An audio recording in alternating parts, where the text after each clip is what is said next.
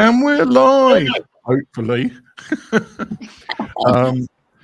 Today we have the amazing Bailey Gee, who is a poet and author and has been having a few connection problems, or either we have or her have. So before we get cut off, let's get the important stuff out of the way. Who are you and how did you end up as a poet? Sure. So I'm Bailey, and I've been writing poetry for most of my life, I should say. Yeah.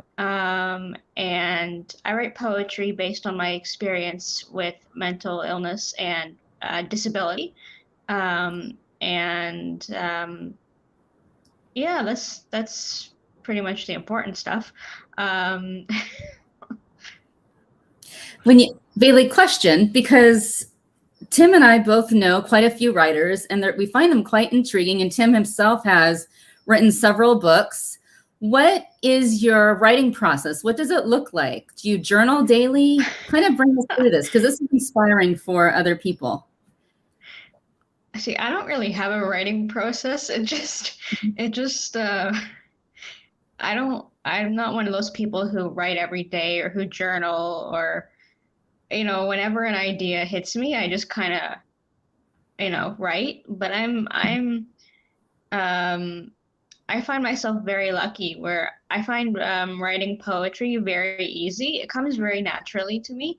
So I'm able to write maybe 4 or 5 poems a day. And it only takes me about less than.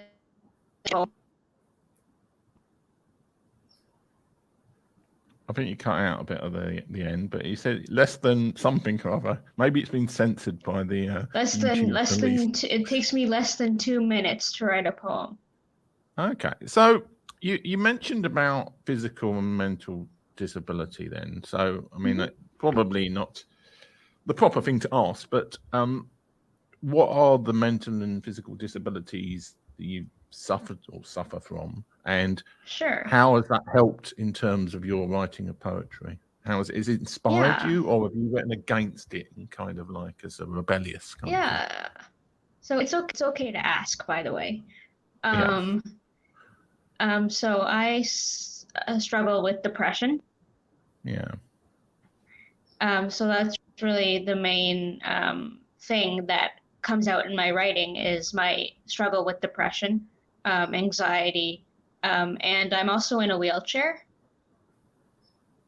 So, my health issues surrounding that, all those things are portrayed in my poetry. And you've published, Bailey, if I saw correctly. How many? Yes. What exactly have you published? Will you tell us about that? Yeah, so I've published 2 poetry books.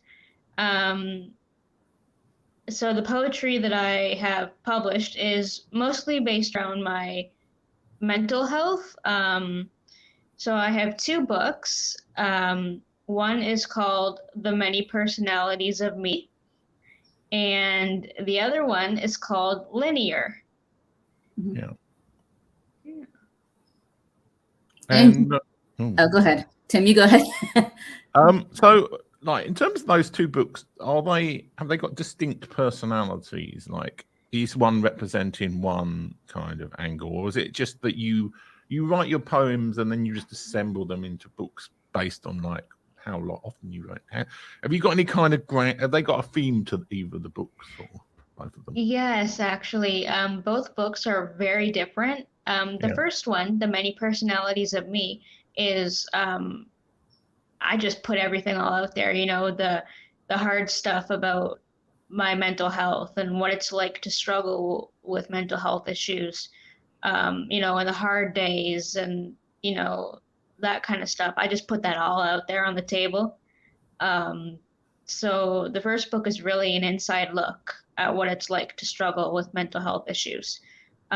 Whereas Linear is more a book about happiness and recovery and finding yourself and what the path to recovery looks like. Will you tell us a bit of your story? What led you to this journey of writing down your actual poetry and your thoughts? And I find that quite brave, especially to write about such a hard topic. Sure. So it's funny because growing up, I hated poetry so much.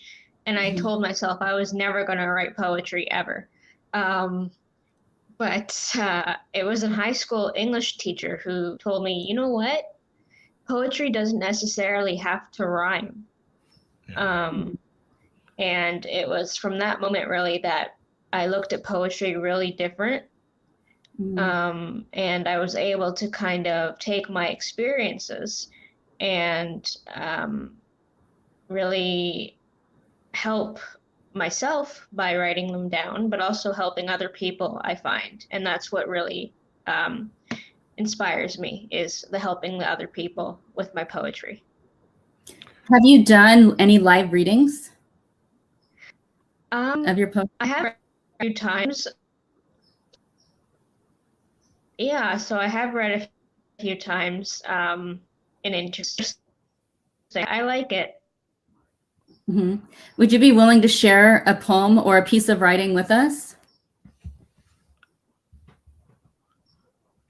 Oh, sure. Assuming it doesn't get cut off, probably. I'm lucky I have with me right now. Let's see. I'm excited. If it's not a 2-hour long one. Okay. Oh, okay. So I'll find a short one. Yeah. Let's see. Okay. So this one I wrote is called My Run-In with a Giraffe. And it's actually in linear. Okay. And it's about my struggle with anxiety. Okay. Yeah, so this is my run-in with a giraffe. Nausea consumes my insides. The wooden giraffe I'm supposed to paint is staring me in the face, but I can't bring myself to do so. Have fun with it, says one part of me. The other parts of me are so consumed with anxiety.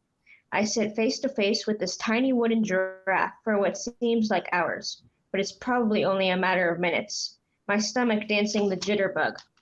Giraffes are 2 colors and 2 colors only. My anxiety and OCD and my wanting to have fun with it have all just met each other.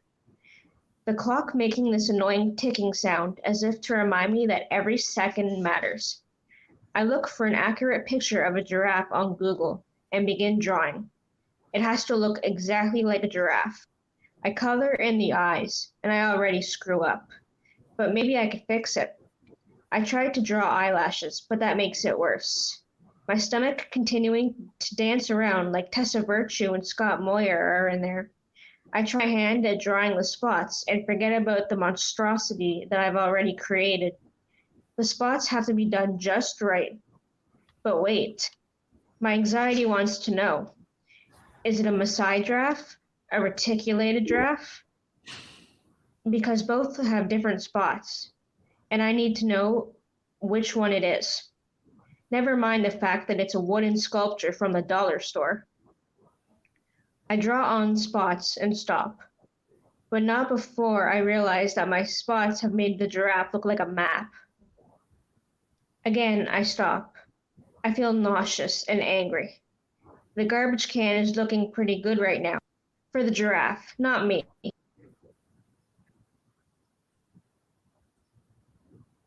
I think the sound's cut out there, is it?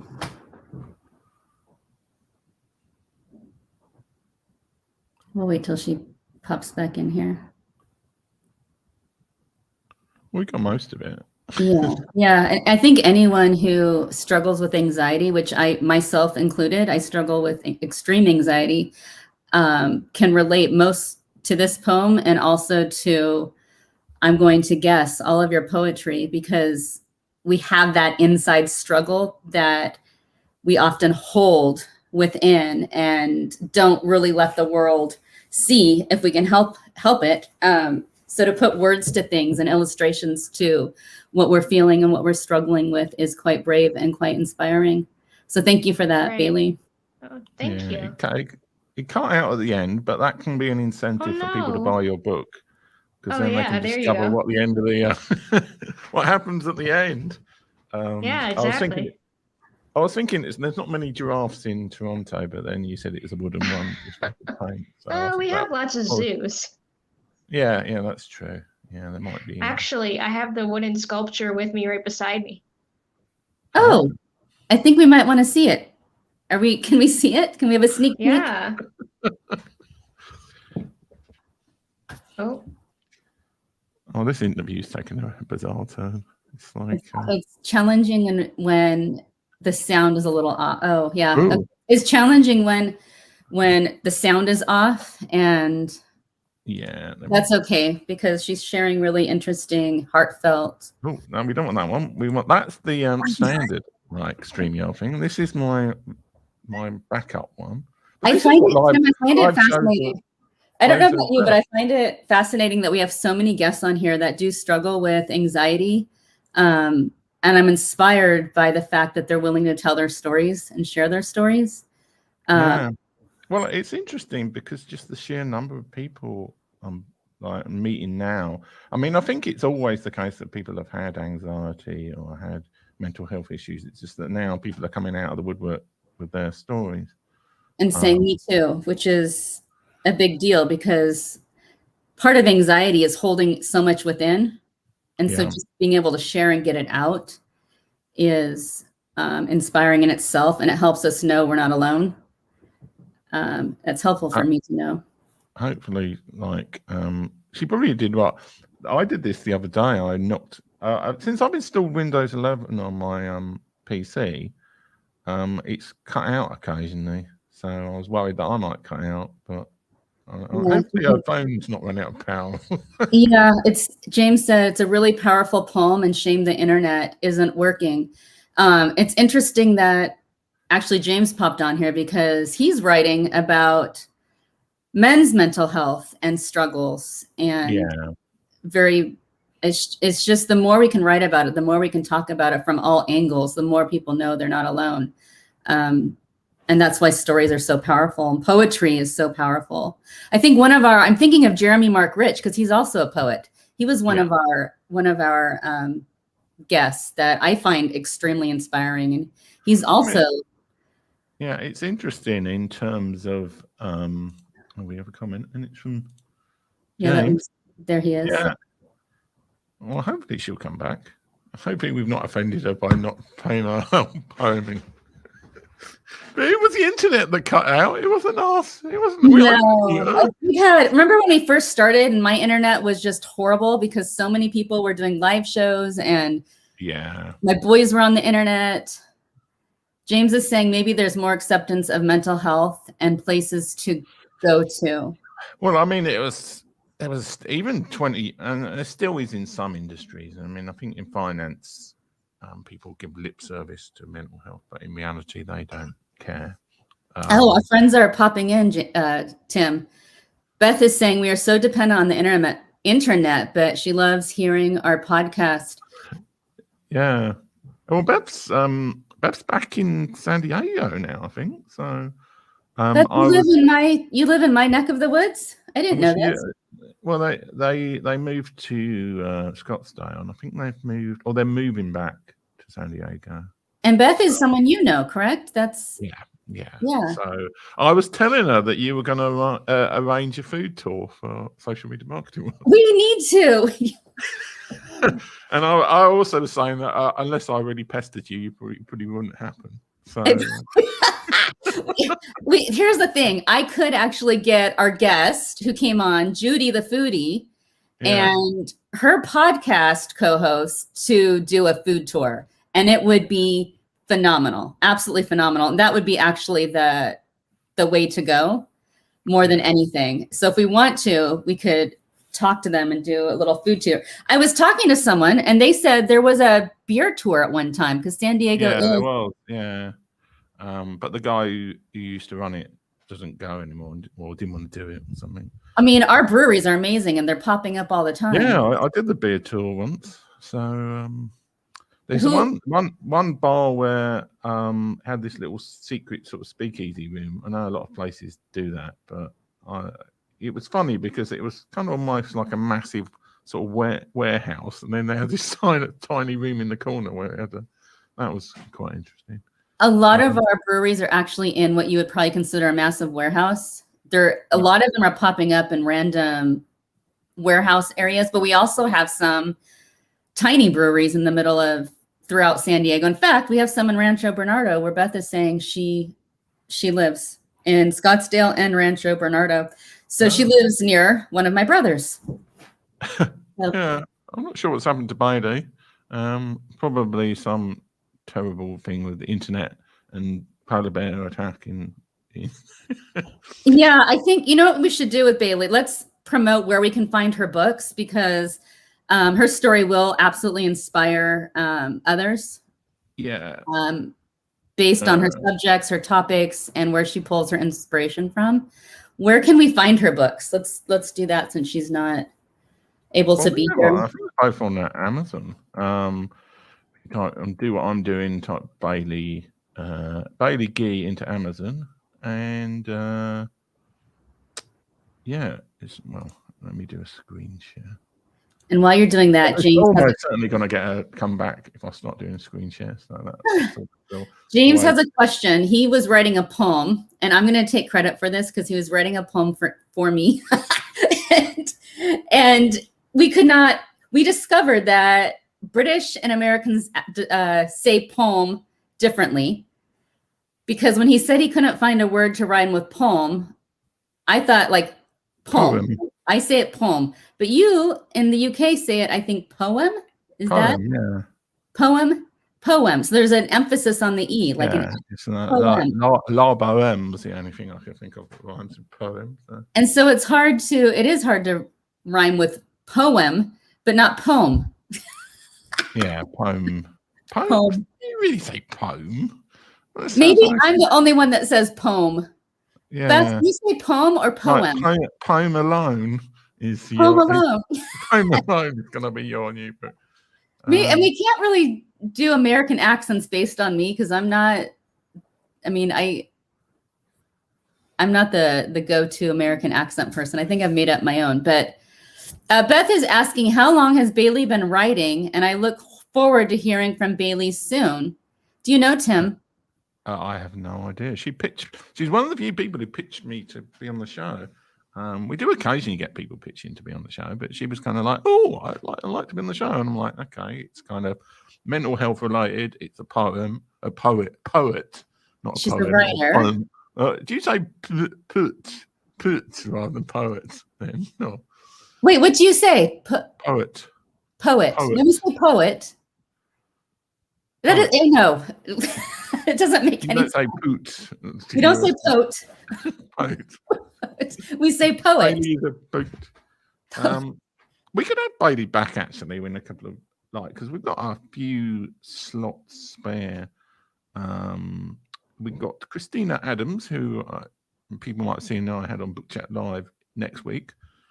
Then we got a spare slot. We could have her back again, I suppose, and hopefully she could get a laptop or something, or find somewhere with better internet. Yeah. I would like to hear more about her inspiration, her poetry. Like Beth said, how long has she been writing? Her story. I would really love to hear more of that. Tim, will you tell us, you did your Amazon Lives on Friday. Can you tell us about that? I got to attend the one with the author, which was really good. But yeah. I'll get rid of that for a second. Yeah, it was. They both went well. I mean, the way that Amazon Live works is it's on Amazon, and you put all the links toward the bottom. The one with Debbie Young, and she was, she is a cozy mystery author amongst other things, and that went really well. And it was good to have you and James on there because that was a bit of people to comment on the show. I learned a lot just from the writing perspective and her process. I mean, she handwrites Yeah. all of the I'm books. amazed that people handwrite stuff. It was like I remember having a conversation with May King where she said she wanted to handwrite, and I'm like, nobody handwrites. And then I've discovered that loads of people handwrite. I wonder why they do that. Well, I wonder if it helps their Because they're thinking. weirdos. They're inefficient weirdos. I'm sorry to say that, and sorry, Debbie and everybody else, but it's it's like I don't know why people handwrite stuff. If Bailey gets to watch the replay, she can come back and say, does she handwrite?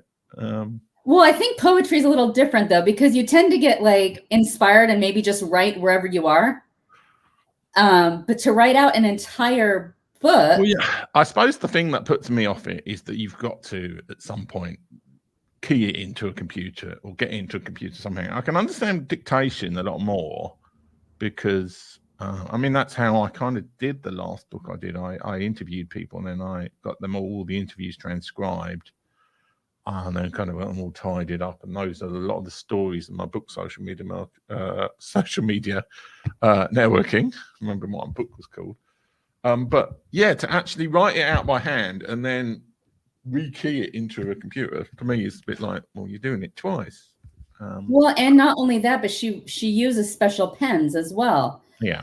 And just so you know, I'm going to say this live. It inspired James to get some special pens as well. Fountain pens, or I think I called James a weirdo as well. Then what handwrite stuff.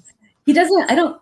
As far as I know, he doesn't handwrite, but it inspired him to get some writing down, I guess, with pens. I used to journal every single day, and so that, in effect, is handwriting.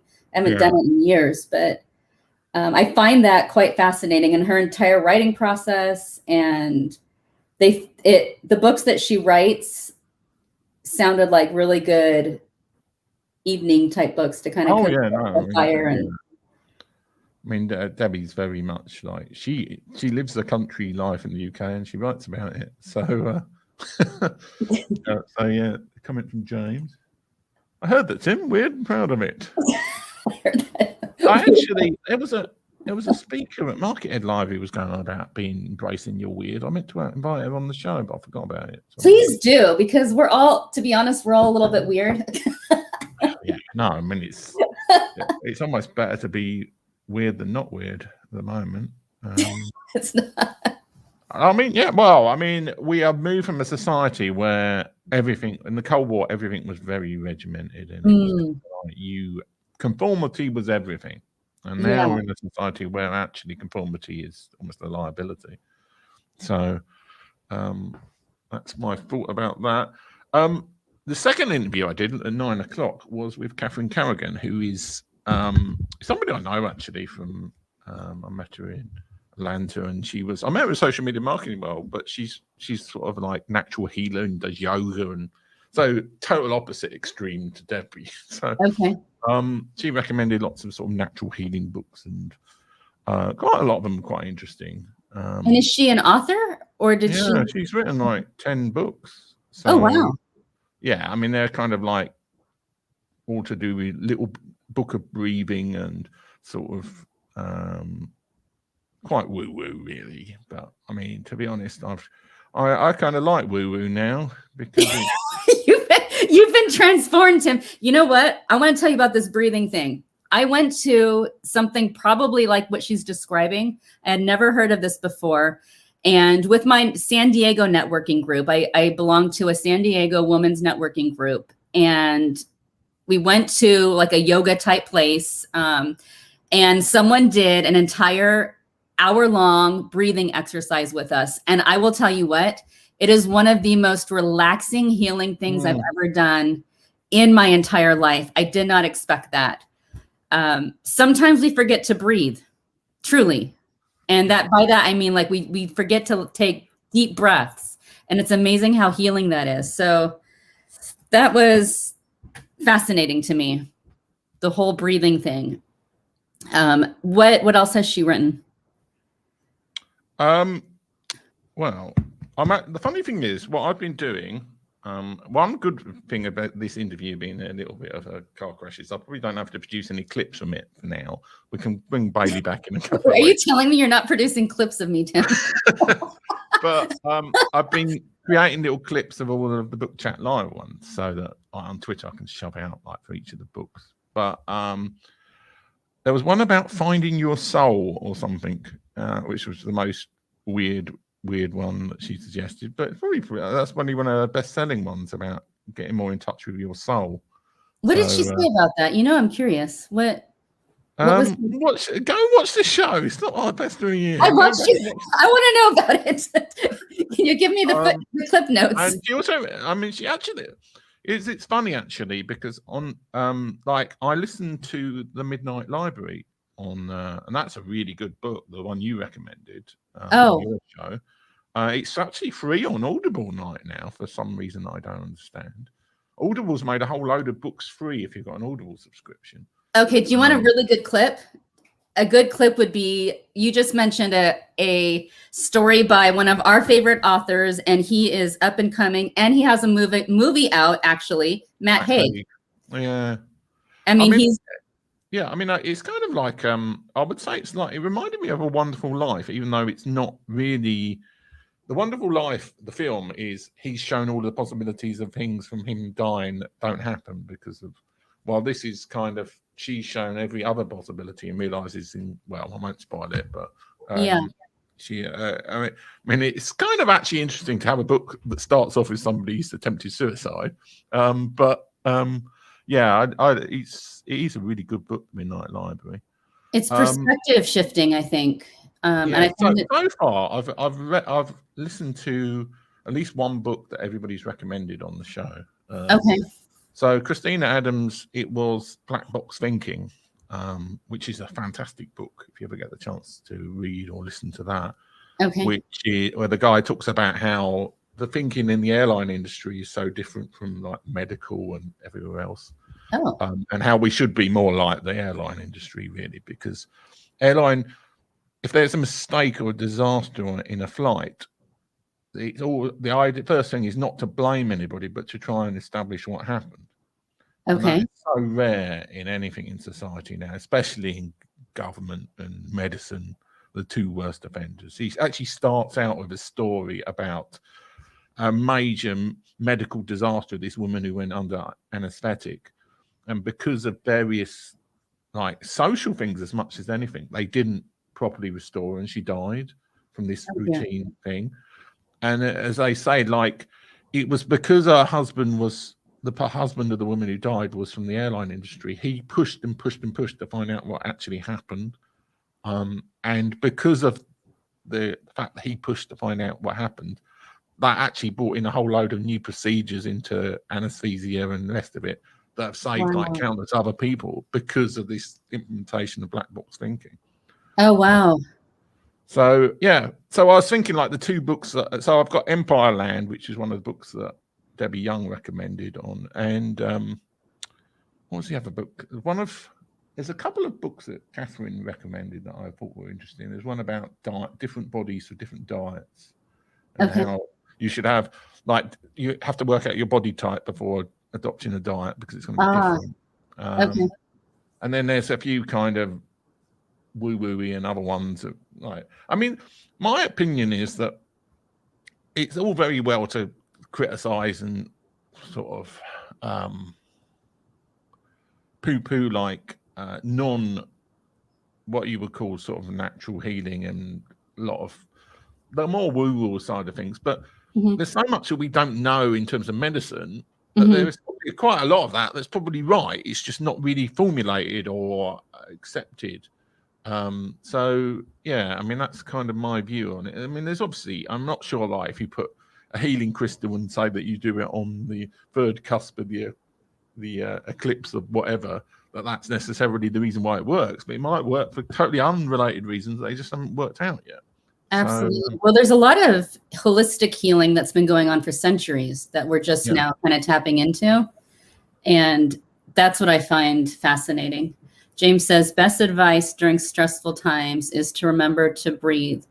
Some of my favorite people remind me to breathe when I am struggling with anxiety or stressful times. So that is very true. All right, Tim. Yes. We haven't had a chance to chat at all. Yeah. In our live show. I'm going to invite Bailey back again. Hopefully in a couple of weeks. And we'll give her a chance. Hopefully she can at some point respond to some of the comments and things. People come on. She got some nice comments, yeah. And yeah, it's been an interesting show.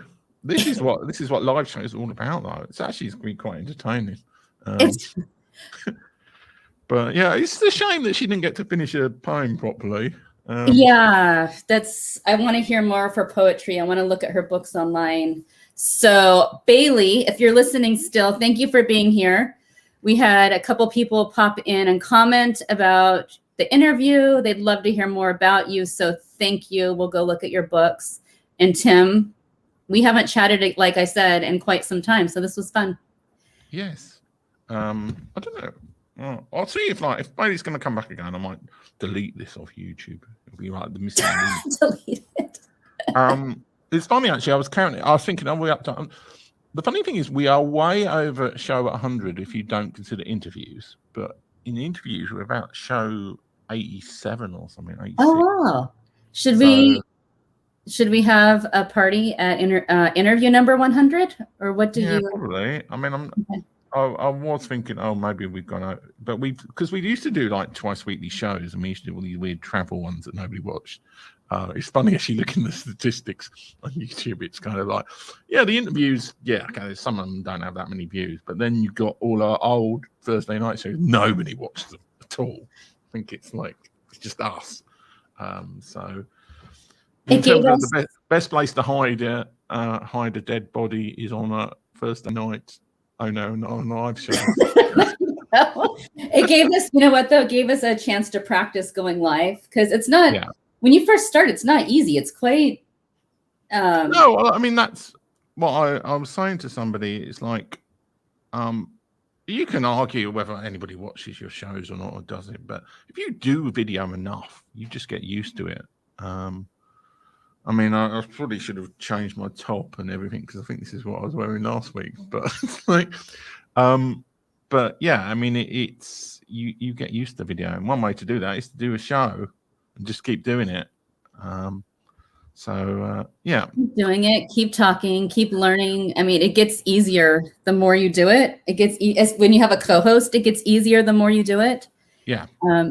Because you're developing you're getting to know each other, really.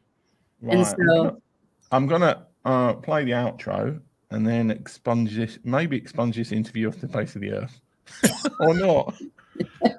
I might just leave it. I mean, generally, I've always left because it's funny, like, or even on Instagram or everywhere, like, you see some people, they fall out with somebody, and then they go through all their old stories and delete that person. It's almost like the 1984 history thing.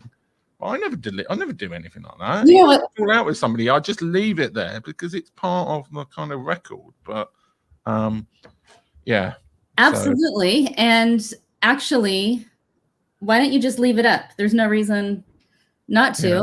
Sometimes it's just fun to chat, and I might change the title to Part 1 if we can get Bailey back for Part 2. We can almost do 5-minute interviews with them, spread it over 15. That way we don't have to keep booking new guests in, just the same guest. I want to have some of our until the internet goes, and then we can keep going the rest of the show. I would like to have some of our old guests on if they'd be willing to come back, because we're different now, and we're in a different time now too. A lot of them we interviewed when we were in lockdown, and I would love to have some of our early guests back. Yeah, that would be if we could. So. Anyway, I think it's time to say goodbye. Thanks, James and Beth, for listening and commenting. Viewers. And we'll be back. Next week's Christina Adams is awesome. Be on. And then possibly, if I can get Bailey back the week after, we'll. Otherwise, we'll get her back at some point. We might have to. We all have to go to Toronto and interview her in person. That would be great. That's halfway between us, Tim. We can do it. Thanks a lot, everybody. All right. Bye, Tim. Bye, friends.